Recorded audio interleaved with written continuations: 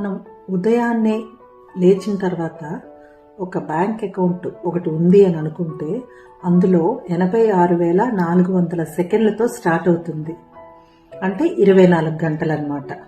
దాన్ని గనక మనం సరిగా వినియోగించుకోకపోతే, వేస్ట్ చేస్తే ఒక్క సెకండ్ అయినా, గడిచిపోయిన ఒక్క సెకండ్ కూడా మళ్ళా మనం వెనక్కి తీసుకురాలేము. సో ఆ టైంని మనం కరెక్ట్గా సద్వినియోగం చేసుకోవాలి. మార్నింగ్ అకౌంట్ ఫుల్గా ఉంటుంది, అంటే 86,400 సెకండ్లతో. రాత్రి పడుకున్నప్పటికీ మొత్తం అకౌంట్ ఖాళీ అయిపోతుంది.